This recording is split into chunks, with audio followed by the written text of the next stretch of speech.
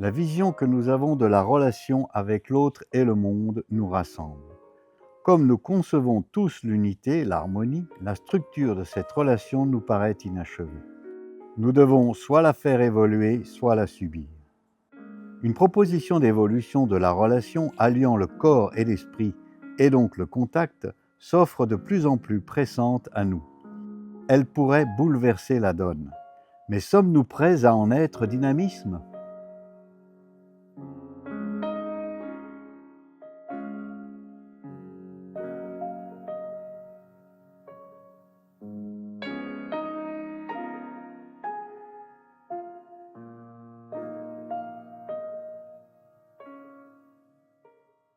Effectivement, cette proposition est bien là, mais elle est cachée. Il nous faut donc voir d'où nous partons, de quelle relation nous parlons et comment la quête humaine d'unité a fait que cette proposition s'est révélée. Ainsi, comme nous sommes tous en interdépendance avec notre milieu et le monde, notre mode relationnel est l'échange. Donc, il nous faut voir ce que le mouvement A2 nous apprend sur cet échange.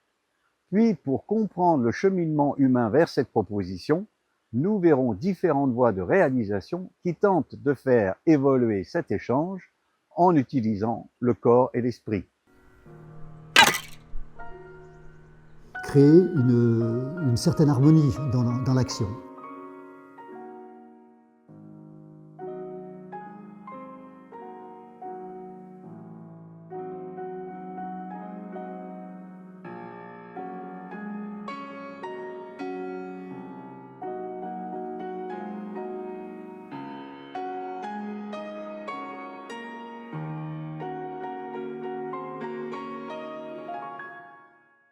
Mais avant d'aborder les pratiques que nous venons de voir, regardons deux débutantes en kinomichi, pratiques qui tentent de faire évoluer l'échange.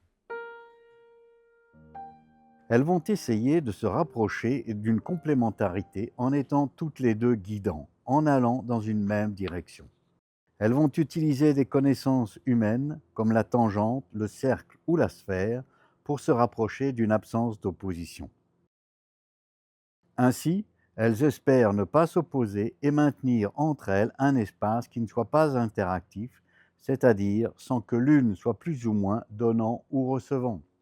Elles vérifient qu'elles ne peuvent pas être en contact volontairement en égalisant leur puissance physique. Nous ne pouvons qu'aller dans la même direction, collaborer et ajouter nos forces. Mais à cause de nos puissances, l'espace entre nous reste interactif entre un dominant et un dominé, un donnant et un recevant, un assimilant et un assimilé.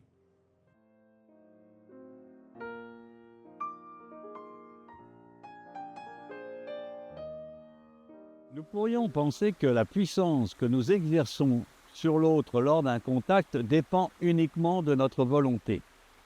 Mais nous constatons que nous sommes incapables de contrôler cette puissance pour l'égaliser avec celle d'autrui.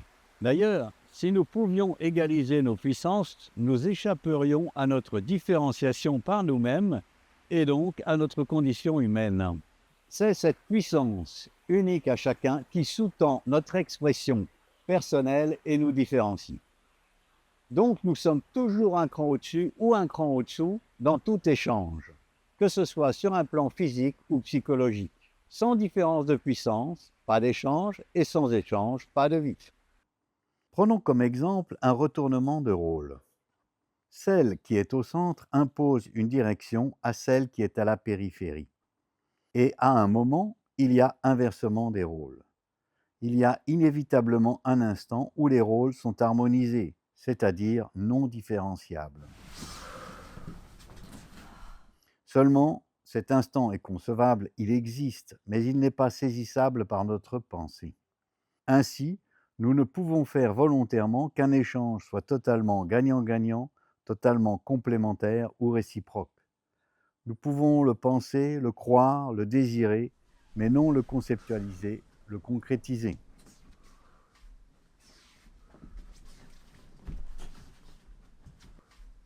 Et à cause de la différence de ces puissances et de cet espace interactif entre nous qui est source de danger, nous vivons retranchés à l'intérieur de nous-mêmes. Nous agissons de l'intérieur de nous-mêmes sur l'autre et le monde. Nous ne pouvons pas situer à quel stade de notre évolution générale et de l'évolution de notre cerveau nous avons eu la capacité de concevoir une possible harmonisation ou amélioration de cet échange. Mais cette faculté de concevoir l'unité nous a poussé à créer une multitude de voies de réalisation censées faire évoluer cette relation d'échange. Deux façons de nous voir à l'intérieur de notre corps induisent cette multitude de chemins. D'un côté, nous nous voyons avec une âme et une conscience en lien avec la création, le créateur ou les créateurs.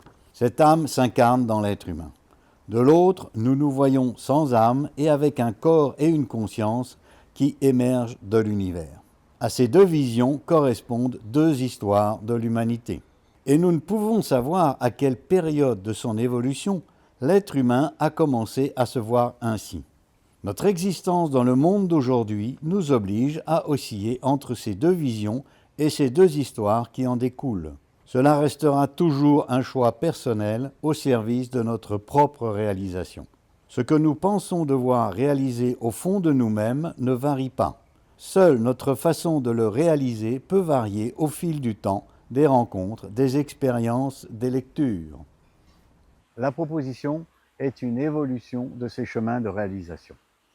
Nous allons donc cheminer vers cette proposition en 5 chapitres. Nous verrons d'abord les chemins de réalisation personnelle dans les deux histoires de l'humanité. Puis, les chemins de réalisation à deux ou en groupe aussi dans les deux histoires de l'humanité. Et enfin, le glissement qui a amené à cette proposition, puis la découverte de la proposition et la proposition elle-même.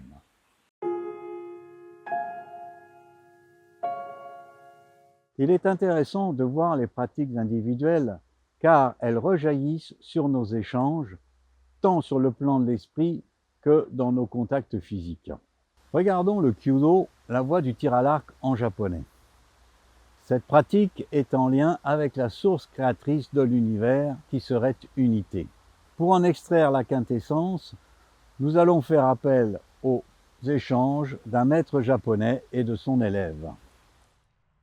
Après un coup particulièrement réussi, le maître me demanda un jour « Comprenez-vous à présent ce que cela veut dire quelque chose tire, quelque chose touche le but ?» Je crains de ne plus rien comprendre du tout, répliquai-je. Même les choses les plus simples se troublent. Est-ce moi qui tends l'arc ou est-ce l'arc qui me tire à la tension maximum? Est-ce moi qui touche le but ou bien le but qui m'atteint? Ce que vous appelez quelque chose, est-il de nature spirituelle aux yeux du corps, de nature corporelle aux yeux de l'esprit? Sont-ce les deux à la fois ou bien ni l'un ni l'autre? Toutes ces choses, arc, flèche, moi, s'amalgament tellement que je ne suis plus capable de les séparer. D'ailleurs, le besoin de séparer n'existe plus.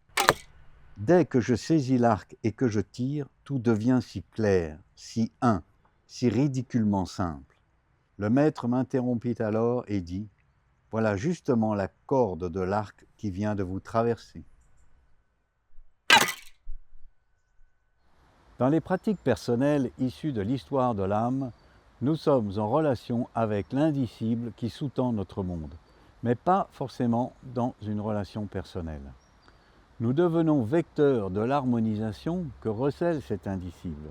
Ce que nous pensons être au fond de nous-mêmes y est relié et habite un personnage humain.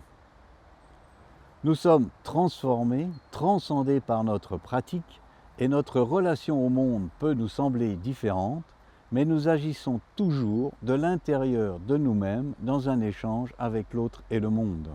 Là, nous avons vu le Kyudo, mais il existe d'innombrables voies de réalisation personnelle en lien avec cet indicible qui sous-tend notre monde. Et maintenant, nous allons voir dans l'autre histoire de l'humanité, celle de l'être conscience, une voie de réalisation qui vise aussi à l'unification de l'être, la gymnastique holistique de Madame Lily Ehrenfried.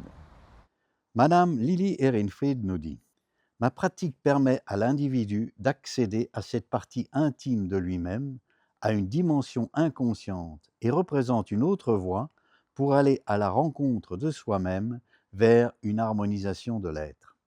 Il existe une unité de l'être. » Le corps humain semble posséder une tendance ordonnatrice qui collabore à remettre tout à sa place dès qu'on lui en donne la moindre possibilité. Il s'agit de retrouver la nature, retrouver sa tendance organisatrice spontanée et rééquilibrante. Nous sommes là pour aider et aussi libérer les potentialités de chacun.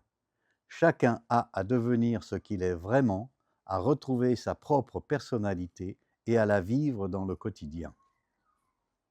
Dans l'histoire de l'être humain qui émerge de l'univers, nous sommes dans le domaine de la conscience, de l'expérience et de la raison. Si nous pensons pouvoir évoluer vers l'unité, c'est que nous sommes reliés intérieurement à ce potentiel inscrit dans l'univers. Et nous cherchons à le développer et à découvrir ce qui l'empêche de s'épanouir en nous, d'où l'importance de la société et de l'éducation. Le personnage social n'est pas ce que nous pensons être au fond de nous-mêmes. Il existe de nombreuses divergences sur la vision de ce potentiel universel, que nous concevons, que nous vivons et que nous ne pouvons pas conceptualiser. Là aussi, nous pouvons constater des changements intérieurs, une transfiguration, une transformation, mais il n'y a pas d'évolution dans la structure de l'échange. L'espace de la relation reste toujours interactif et source de danger. Voyons maintenant ce que les pratiques à deux ou en groupe peuvent nous apporter comme nouveaux éclairages.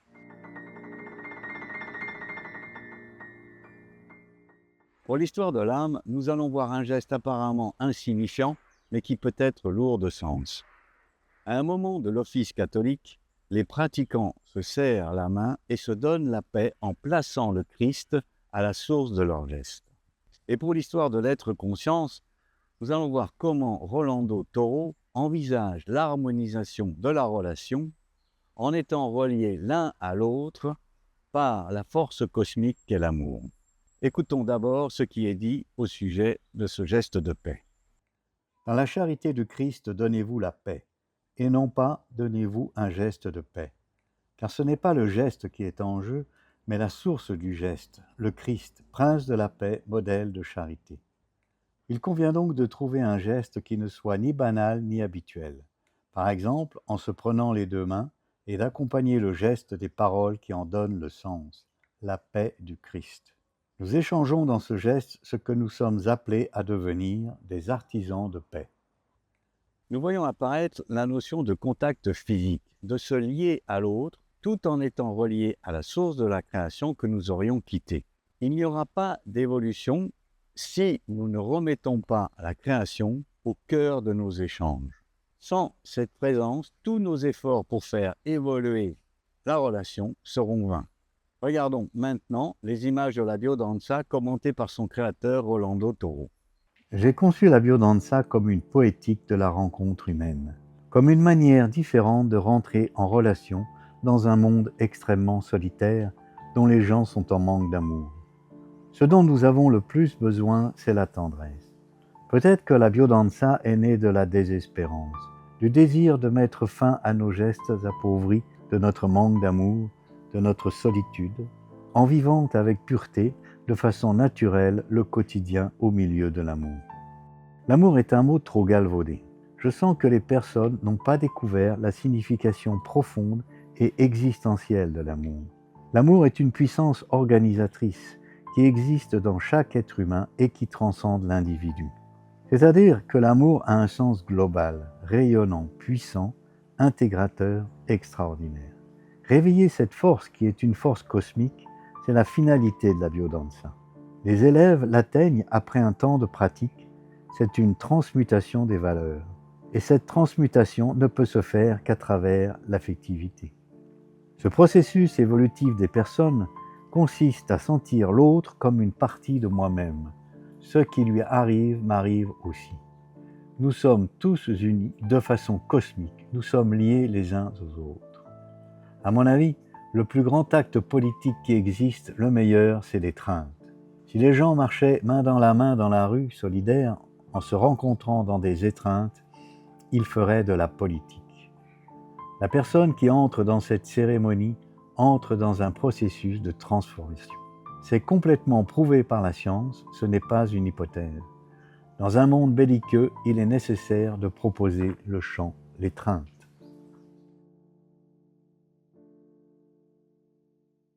D'après Rolando Toro, nous sommes tous reliés sur un plan cosmique. Il y a toujours cette certitude, comme dans les autres pratiques, que l'être humain est en lien avec cette unité, cette harmonie que nous concevons tous. Et que dans un ailleurs à notre monde, nous sommes reliés, nous avons été reliés ou nous pourrions être reliés. Donc, cela va dépendre du rapport et de la confiance que nous avons dans l'amour en tant que force cosmique.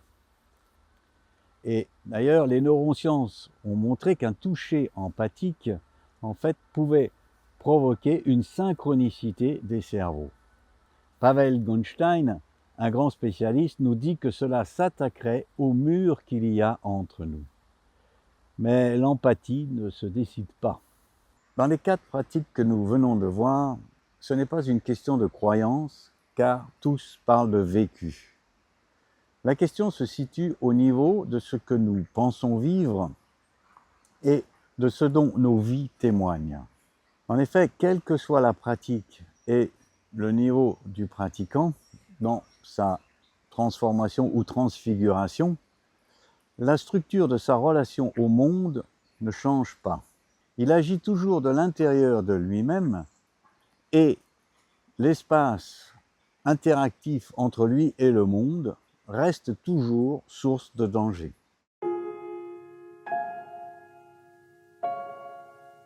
Donc, l'harmonisation de nos puissances ne serait envisageable que dans l'origine de la relation, avant la séparation des 2 protagonistes dans la dualité de ce monde, ou dans la finalisation d'une voie de réalisation, mais qui mènerait à un au-delà, un ailleurs de notre monde.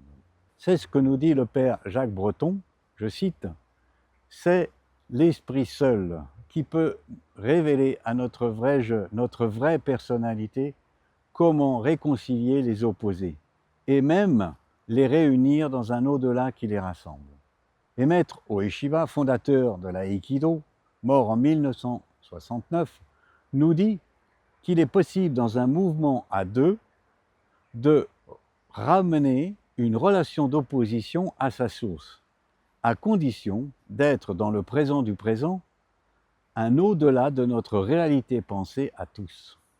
Ils posent tous les 2 la question de l'origine de l'espace-temps, du moment de son expansion, du moment où la relation est une, c'est-à-dire non exprimée dans notre monde. Regardons maintenant les vidéos de Maître Ueshiba, que je ne connais qu'à travers son élève, Maître Masamichi Noro, dont nous parlerons plus tard. Nous voyons que sans s'opposer, Maître Ueshiba reçoit la poussée d'un pratiquant qui tente de le bousculer. Et curieusement, au lieu de partir en arrière, il s'élève vers le ciel.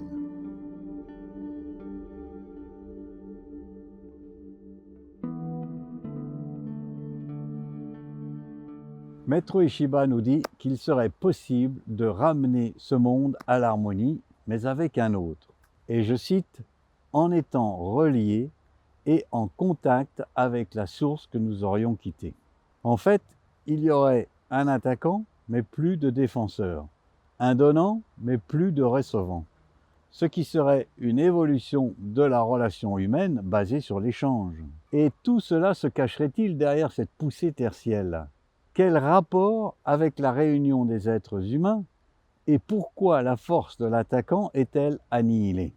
Voyons de quoi il en retourne. Cette lame, cet alignement articulaire, pied, bassin, colonne vertébrale, qui est lié à cette poussée tertielle, a une histoire qu'il nous faut raconter pour aborder la proposition, depuis la simple quête de l'efficacité jusqu'à la quête d'harmonisation. Pour approcher cette poussée tertielle plus en détail, nous allons d'abord regarder comment elle est recherchée seule dans une quête de réalisation personnelle. Cet alignement tertiel n'est pas naturel et il faut des années de pratique pour le réaliser efficacement. Il est cependant recherché dans une quête d'efficacité depuis la nuit des temps dans des gestes répétitifs et utilitaires, comme par exemple pour un lancer d'une sagaie ou d'un javelot, ou pour une frappe avec une arme. Parallèlement, il est interprété comme une liaison entre terre et ciel, un enracinement et une ouverture au ciel, et une union entre le corps et l'esprit. Pour étudier cet alignement, nous allons regarder, par exemple, pour le lancer, nous verrons le tir au handball, et pour la frappe, le jo, bâton en japonais. Pour avoir un maximum d'efficacité dans le tir au handball, le corps doit s'aligner comme une lame, ce qui oblige à une antéversion du bassin et un blocage de la hanche de la jambe d'appui. Quand nous créons cette lame, nous sentons très clairement le moment d'alignement, que cela s'aligne, d'où l'idée d'unification de l'être humain. La puissance que permet l'alignement articulaire et une mise en tension des chaînes musculaires sont au service de notre geste. Cette force va crescendo des pieds jusqu'au lâcher du ballon. C'est applicable au jo, bâton en japonais, dans sa version martiale. On voit aussi l'alignement pied-bassin-tête et la force qui va crescendo pour l'efficacité de la frappe à l'impact. Cet alignement augmente l'efficacité de nos actions personnelles, que ce soit dans le constructif comme dans le destructif. Nous sommes dans l'affirmation par le geste de ce que nous pensons être et devoir devenir, dans la quête de la puissance d'expression de nos moyens. Mais nous pouvons être aussi dans une quête d'harmonisation avec l'autre. Cet alignement est vu comme vecteur de l'unification que contient le cosmos.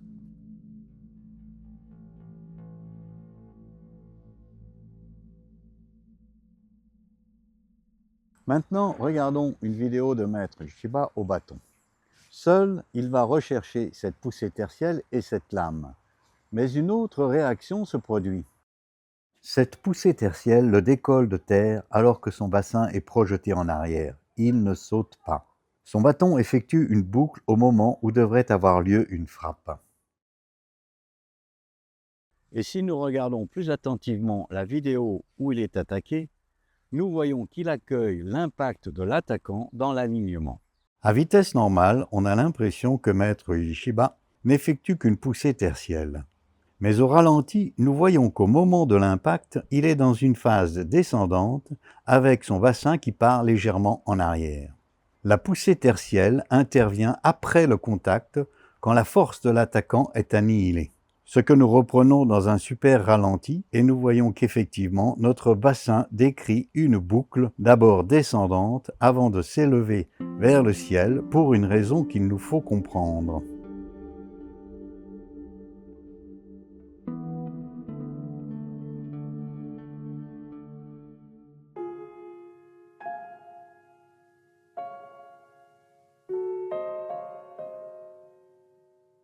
Pour percer le mystère de cet alignement qui produit ce mouvement de bassin en arrière, nous allons d'abord regarder comment il est pratiqué seul.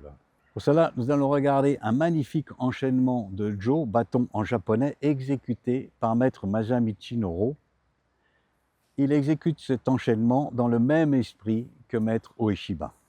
Maître Masamichi Noro, un des principaux élèves de Maître Ueshiba, fonda le Kinomichi en 1979 et est mort en 2013. Je suis resté avec lui près de 30 ans et j'enseigne le Kinomichi depuis 1992. Maître Noro enseignait aussi cette poussée tertielle et se servait des mouvements d'aïkido comme vecteur de communication.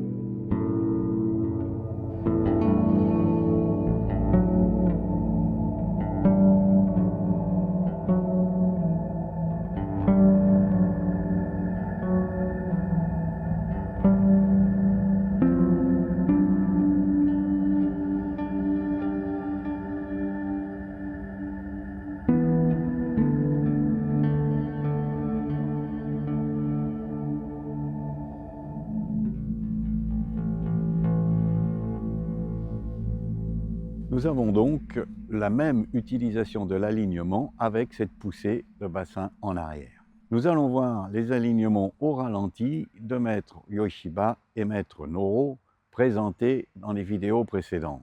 Puis celui que nous avons filmé nous-mêmes en super ralenti, sans le hakama, vêtement traditionnel japonais pour la pratique, pour mieux étudier le mécanisme physique. Nous remarquons que cette poussée tertielle involontaire et liée à l'alignement le soulève de terre. La force de la poussée va décrescendo des pieds aux mains, et là où devrait avoir lieu la frappe, le bâton décrit une boucle empêchant toute utilisation martiale.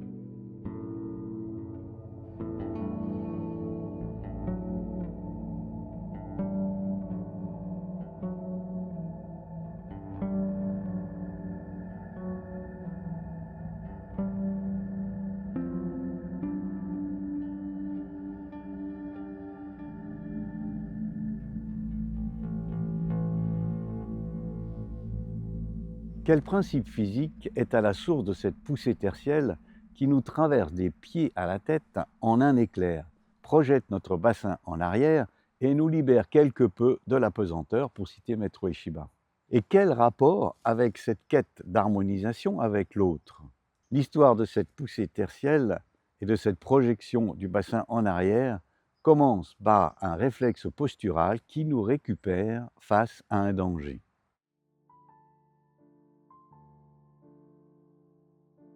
Nous voyons que le bassin est projeté en avant, en antéversion, et que le corps s'aligne comme une lame. Simultanément, il y a une poussée tertielle sur une inspiration brève qui repousse le bassin en arrière. Nous sommes à la limite de l'équilibre et du déséquilibre. D'ailleurs, la contrainte peut être trop forte et il y aura un pas en avant. Cette poussée fait appel au réflexe archaïque du nourrisson, l'agrippement des orteils, puis le corps retrouve sa stabilité. Dans le réflexe de peur, nous avons les épaules qui se lèvent lors de l'inspiration et qui se bloquent dans un temps d'apnée dépendant du degré de peur que nous avons eu. Puis les épaules retombent brusquement.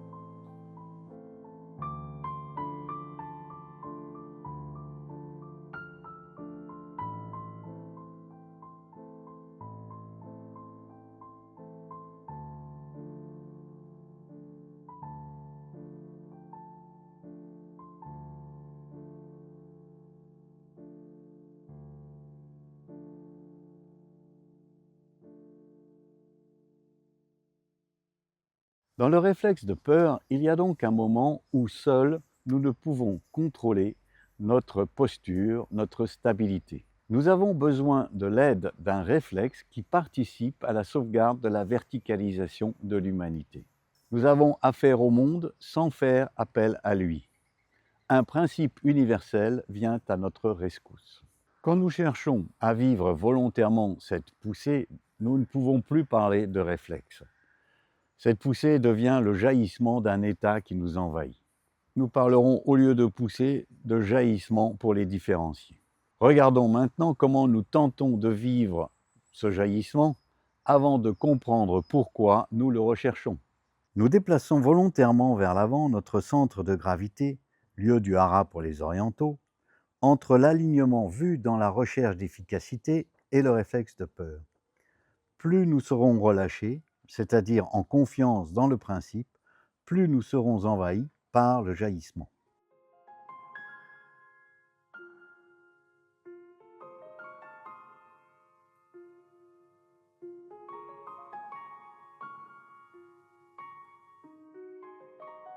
Au départ du jaillissement, il y a un abandon involontaire de nos forces, comme si elles nous lâchaient, pour faire place à un état qui n'est pas dans le réflexe de peur. Et lors du jaillissement, il y a une extension des mains qui empêche toute possibilité de saisie.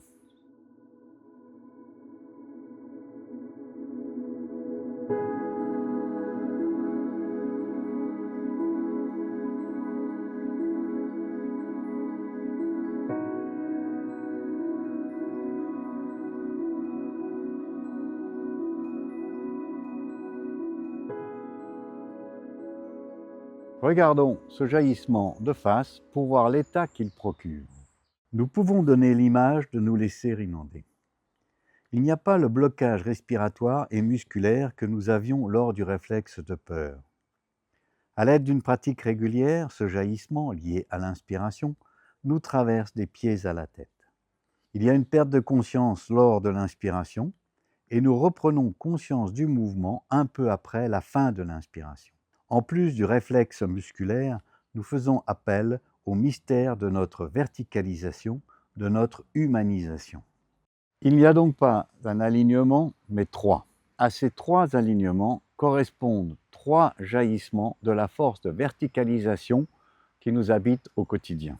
En déplaçant notre centre de gravité vers l'avant lors de l'alignement par antéversion du bassin, nous avons trois phases.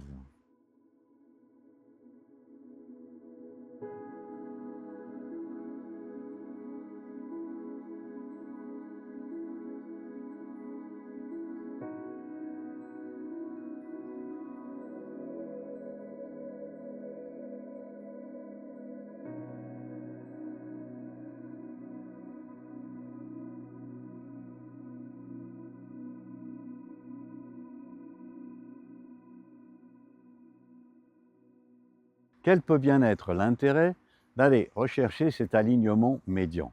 Cela nous retire l'idée d'efficacité maximum dans nos gestes et cela nous oblige à accepter une évolution inconnue de la façon dont nous allons exprimer ce que nous pensons être. Imaginons un instant ce que deviendrait le golf, le kyudo, nos gestes quotidiens, nos rapports aux autres. Tout devrait être repensé pour faire place à ce jaillissement. Et si revirement il y a, il ne peut être tout de suite général. Et ceux qui évoluent avec ce jaillissement deviendraient des proies faciles lors d'une agression. Et c'est là qu'intervient l'idée de réunion des opposants dans un au-delà qui les rassemble. En cas d'agression, ne pas se défendre, mais se situer à la source de la relation, au moment où l'attaquant et le défenseur sont un. Y accueillir l'agresseur pour que les deux soient pris dans ce jaillissement tertiel serait une solution et une source d'évolution pour l'être humain d'après Maître Ueshiba. Regardons maintenant une vidéo pour comprendre l'utilisation de cet alignement médian lors d'une opposition. Le défenseur attend immobile les yeux fermés. Il ne sait pas ce que l'attaquant va faire, il compte uniquement sur le jaillissement. Nous avons pris comme attaquant un sportif qui ne pratique pas les arts martiaux, donc sans réflexe approprié. Il va tenter de déséquilibrer le défenseur et de l'atteindre par une frappe. À vitesse normale, il est impossible de repérer l'abandon et le jaillissement. Nous commenterons donc le ralenti. Celui qui est attaqué se situe au plus près de ce qu'il ressent comme limite du jaillissement de l'alignement médian. Il faut rechercher l'alignement que nous avons vu en sport et le dépasser dans le relâchement et l'abandon. Quand l'attaquant saisit le poignet, sa force d'action ne rencontre aucune force de réaction volontaire de la part du partenaire. Nous constatons que la force de l'attaquant est annihilée dans la première partie de la boucle. Puis, le principe qui sous-tend le mouvement des deux protagonistes apparaît quand la boucle s'élance vers le ciel. Et s'il y a boucle, il y a retournement. Il y a donc un instant où la relation est une. Instant que notre pensée ne peut pas saisir, mais que nous vivons et que nous concevons tous. On peut comprendre aisément pourquoi cet instant est en Orient comme en Occident une brèche vers l'unité où s'est engouffré les religions, les spiritualités et aussi les recherches scientifiques. Le contact de l'attaquant déclenche l'oscillation du corps du défenseur. Porté par le jaillissement, le défenseur s'élève sur la pointe des pieds. La force qui génère le mouvement à deux va décrescendo depuis le début du jaillissement et le geste commun se fait sans aucune opposition de direction. L'attaquant est assimilé au geste du défenseur dans une spirale commune et une sphère commune. Quand la frappe de l'attaquant atteint le défenseur, Elle n'est plus qu'un contact sans force entre donner et recevoir, d'où l'idée de transformation, voire de transcendance de l'état de l'attaquant. Nous ne pouvons plus véritablement parler d'attaque-défense. Pour cela, il faut que le jaillissement nous traverse des pieds à la tête, ce qui demande de libérer son trajet et des années de pratique. D'après Maître Ueshiba, comme pour le Père Breton, il pourrait y avoir réunion dans un ailleurs à notre vécu commun à tous. Dans le présent du présent, moment passerelle entre l'unité et la dualité. Ces paroles sont issues d'une des deux histoires de l'humanité. Mais comme nous l'avons vu, il pourrait aussi y avoir réunion dans l'autre histoire de l'humanité, c'est-à-dire dans le potentiel universel. Nous constatons simplement que les forces des deux protagonistes s'annihilent au moment du contact et que le jaillissement crée un mouvement commun. Et c'est pour ça que l'on parle de geste créateur, car il est engendré par un principe universel issu de la création. Nous voyons aussi que dans notre vécu commun à tous, plus nous revenons dans la dualité de ce monde, plus nous voyons un dominant et un dominé. Et même si le jaillissement nous unit, nous traverse, nos puissances sont inégales. Et le partenaire se trouve dans une position favorable pour contrôler l'attaquant. Après une brève absence de conscience au début du jaillissement, l'attaqué et l'attaquant reprennent la maîtrise volontaire du mouvement.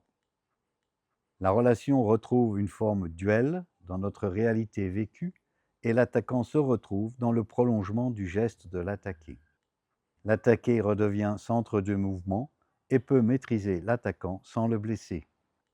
Il faut aussi rappeler que l'alignement médian, dans sa totale expression, ne peut être employé que dans certains cas de conflit et est inutilisable dans l'exercice efficace des armes.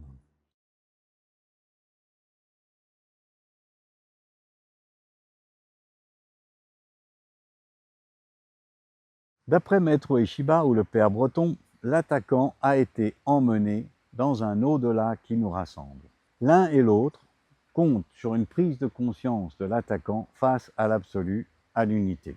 Et comme les effets de cette réunion se prolongent par le jaillissement dans notre monde, ils envisagent un lien avec cet autre monde où règne l'unité. Lien dont nous parle ce moine bouddhiste. Quand on a des petits moments de fusion, de découverte comme ça, où on voit la grandeur, tout d'un coup on se dit « ouais, c'est ça, voilà, j'y suis ». Cela nous fait penser à ces rencontres particulières où nous nous ressentons en totale réciprocité, en totale synchronicité avec un autre. Ces rencontres sont décrites depuis l'Antiquité. Elles produisent les mêmes effets physiques ou psychologiques chez les deux protagonistes et n'arrivent que dans la totale exclusivité de l'autre. Elles nous sont données et imprévisibles. Et effectivement, on pourrait les interpréter comme un lien avec un ailleurs qui nous rassemble. Et maintenant, nous pouvons vérifier qu'une synchronicité des cerveaux, du rythme cardiaque, de la respiration est possible. Par contre, il ne faut pas confondre ces rencontres réciproques avec ces moments de communion en groupe ou avec un autre. Donc, en résumé, avec Maître Ueshiba, nous devenons dynamisme de cette réunion dans un au-delà qui nous rassemble. Et en devenant dynamisme, nous abordons la dernière étape de l'évolution vers cette proposition. Dernière étape que nous pourrions résumer ainsi. Nous voyons que Maître Ueshiba est effectivement quelqu'un qui ne s'oppose pas et qui pratique dans cette poussée tertielle. L'idée serait de se trouver en permanence dans cet état et de se relier à la source pour y relier ce monde, source que nous aurions quittée.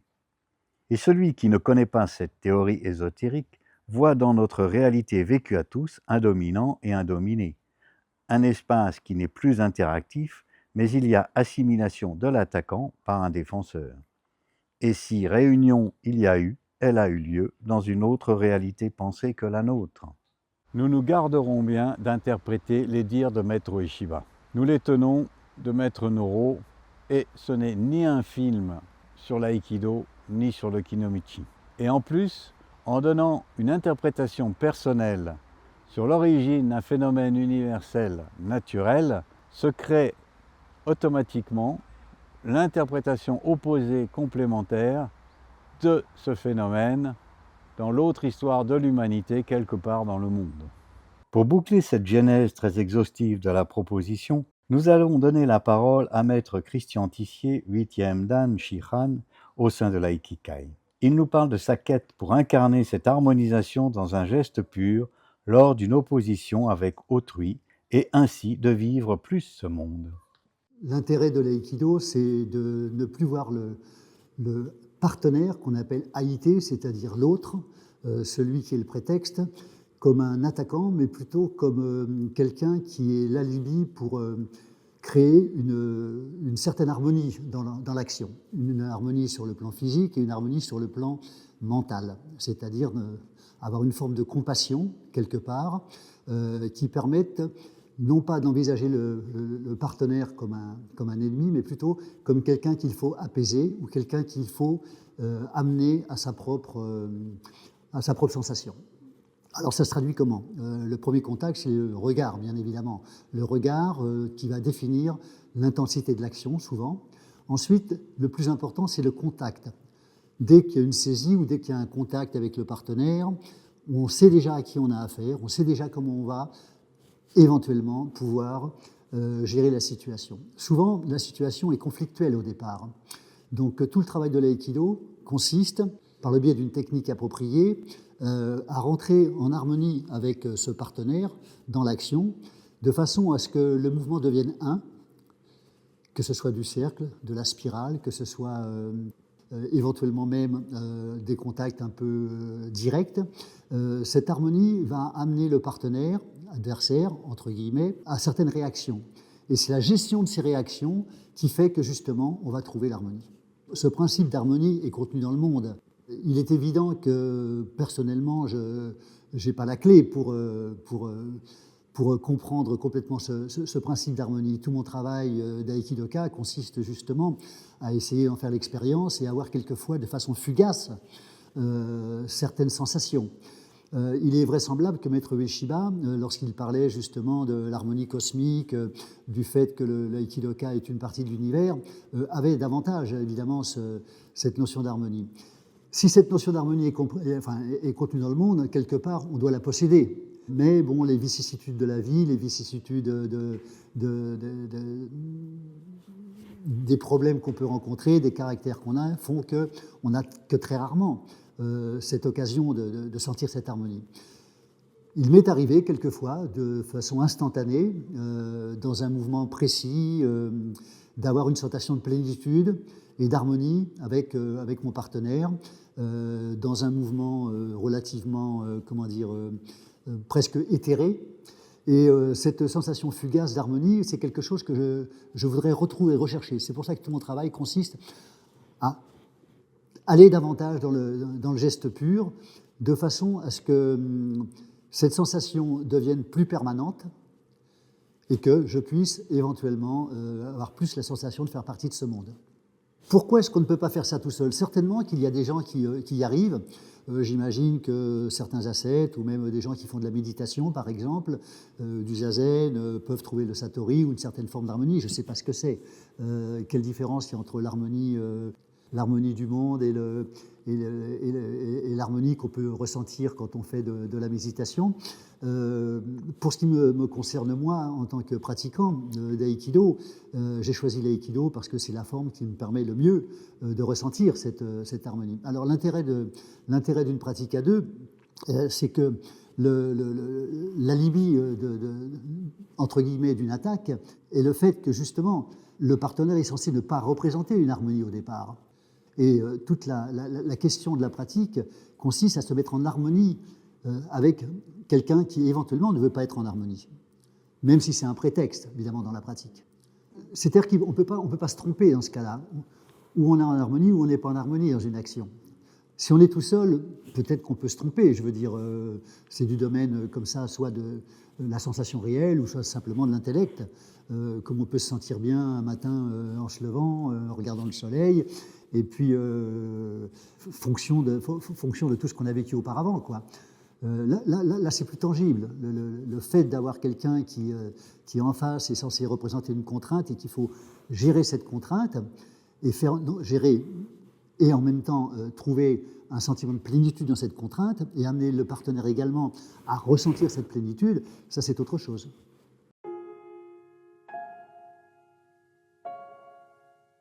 Pour Maître Noro, il fallait, je cite, « donner une autre dimension à la relation humaine ».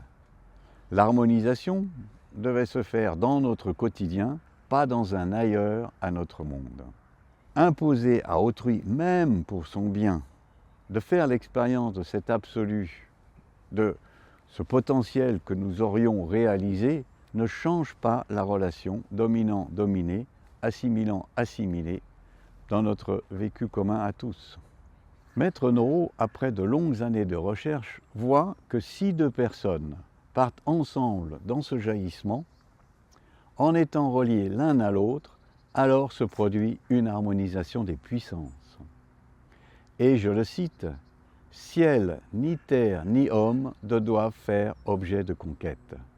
Rechercher l'harmonie dans la mouvance, l'équilibre dans le déséquilibre. » C'est ce qui est recherché dans l'alignement médian.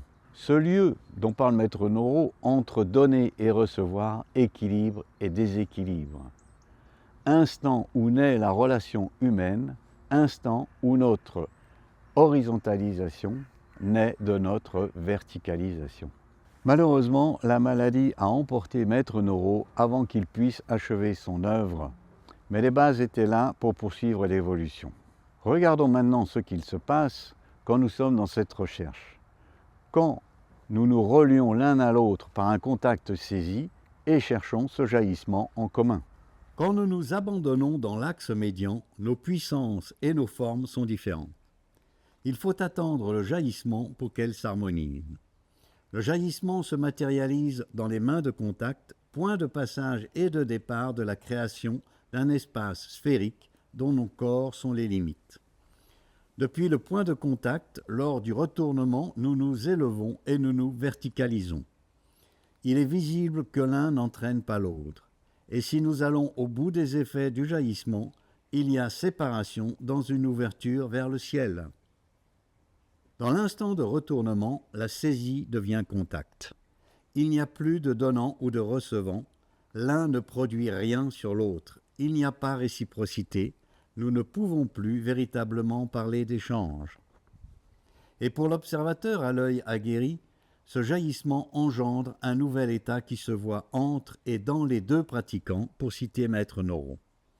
Le rapport entre les forces de terre et de ciel a évolué en nous et entre nous.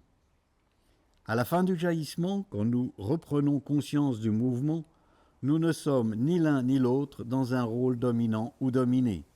Nous sommes au cœur du retournement que nous avions vu avec nos deux pratiquantes. Après avoir vécu la possible harmonisation de cette saisie, si nous voulons créer une forme, nous sommes obligés de reprendre un rôle qui nous différencie et nous replonge dans l'échange. Mais nous avons vécu la proposition dans notre vécu commun à tous. L'harmonisation n'est pas une question de quantité, de qualité, d'équilibre ou de volonté de faire disparaître toute différence. C'est important car on voit souvent l'harmonisation comme une égalisation de deux aspects d'une opposition complémentarité ou l'éradication d'un des deux aspects d'une opposition complémentarité ou l'assimilation totale d'un aspect par un autre. Comme par exemple un monde de paix serait un monde harmonieux. Nous ne faisons pas un. Nous sommes dynamisme d'une relation qui permet à la proposition d'exprimer une évolution de l'échange, de la relation dans le monde, et tout cela dans le plus grand mystère. Pour Maître Noro, l'échange est trop comptable, et la véritable force est dans celui qui crée une relation d'amour entre les hommes. Mais pour cela, il faut que nos puissances soient harmonisées encore et encore. Et d'ailleurs, si elles étaient égalisées, nous n'existerions plus. Et pour reprendre les termes de Maître Noro, je cite « Quand je réalise le qui, principe harmonisateur chez les orientaux, il me réalise ». Et à la place du mot qui, nous pourrions très bien parler d'absolu créateur ou de potentiel. Peu importe, nous nous lions au mystère du monde. Le monde entre nous changera, l'évolution viendra de ce qui se créera dans cet espace entre nous. Désormais, nous allons nous préoccuper de ce monde entre nous. Nous pouvons remplir notre quotidien de cette évolution de la structure de la relation par l'autre pour la répandre dans le monde. Il ne s'agit pas de changer tel ou tel point de la relation, de l'améliorer, voire de la transcender, parce que nous concevons ou espérons dans un ailleurs à notre réalité. Il s'agit de vivre la proposition. La sphère s'est formée entre nous.